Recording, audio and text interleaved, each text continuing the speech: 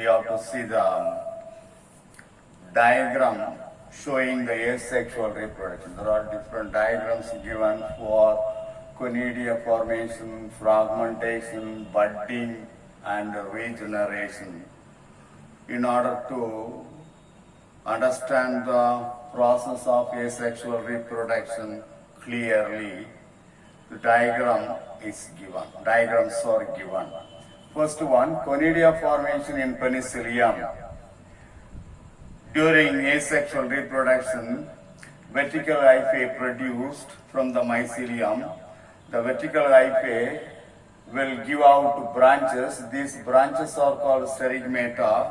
At the tip of the sterigmata, a number of conidial spores are produced in chain. Each one, on reaching a moist suitable substratum, dispersed by wind, germinate into a new mycelium. This is a kind of asexual reproduction taking place in the case of Aspergillus and Penicillium. Second, fragmentation process in Spirogyra. I will explain about the fragmentation in Spirogyra as asexual reproduction. The Spirogyra, the thallus of the Spirogyra is a long filamentous structure. Here the cells are arranged one above the other. The filament broken down into a number of pieces. Each broken piece grow into a new thallus of Spirogyra. That is the fragmentation in Spirogyra. Budding of yeast. In yeast is a unicellular fungus. During asexual reproduction, a number of projections will be formed just around the plant body. Each one grow into a new individual, and that is separated from the parent organism and grow into a new organism. That is budding in yeast. This is the bud. The protuberance will be formed. The bud protuberance is formed initially, then that will grow into larger size. After getting mature size, this will be separated from the parent organism and function as an independent new organism, that is budding. Next, regeneration in planaria. Planaria is an animal. Here, if you cut the planaria into 3 pieces, each piece will grow into a new organism, just like that of the fragmentation as we have seen in Spirogyra.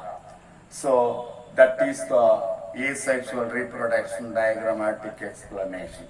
Right, come to the next characteristic feature of the living organism, response to stimuli. All the living organisms are capable of sensing their surroundings and response to various physical, chemical and biological stimuli.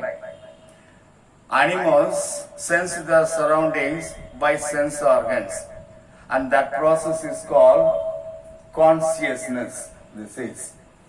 But plants also will respond. Plants also respond to the external stimuli, like bending of the plant poles towards the sunlight.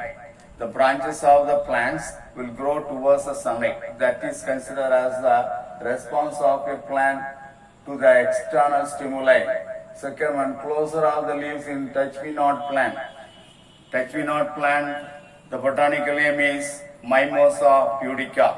In Mimosa pudica, if you touch any one of the leaflets, here in this plant, the leaf is a compound leaf.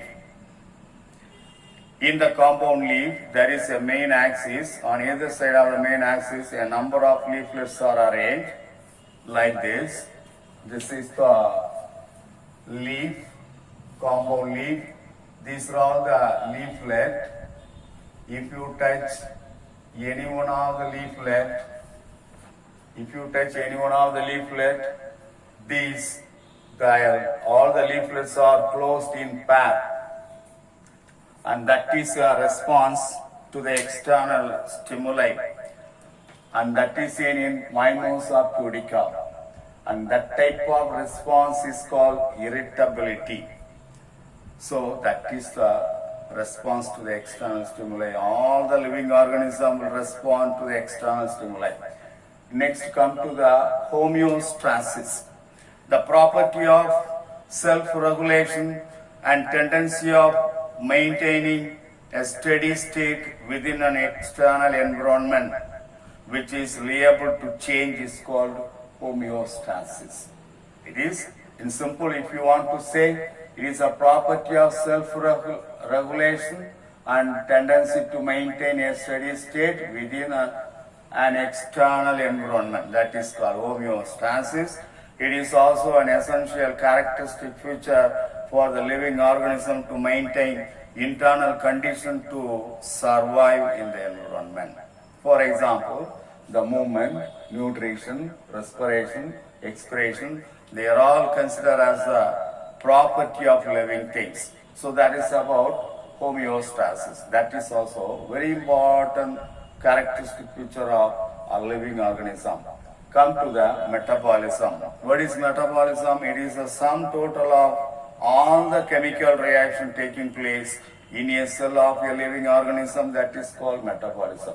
The total physiological process going on inside the cell of a living organism, that is called metabolism. Metabolism is of two types, anabolism and catabolism. It's a very important question for your exam.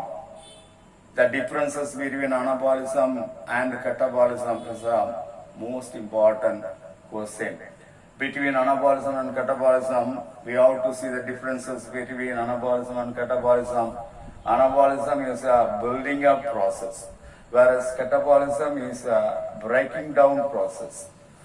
Second, here in anabolism, smaller molecules combine together to form larger molecule. And here, catabolism, larger molecule breaks down into smaller units. Say for example, during photosynthesis, carbon dioxide combine with water and form C6H12O6. Carbon dioxide, smaller molecule, water also a smaller molecule, these two combine together and form a complex larger molecule C6H12O6, that is the starch or carbohydrate. So that is the second point. Here catabolism, larger molecule breaks into smaller units. See, take the respiration, the process of respiration, what is happening in the process of respiration? C6H12O6, that is carbohydrate, is broken down into CO2 plus water, CO2 plus H2O. So, complex molecule C6H12O6 broken down into smaller molecule CO2 plus H2O, that is the catabolism. Here chemical energy is formed and stored, but here stored chemical energy is released. Example also given, synthesis of protein from amino acid is the example for anabolism. Breaking down of glucose into CO2 and water is the catabolism. That is all about the anabolism and catabolism.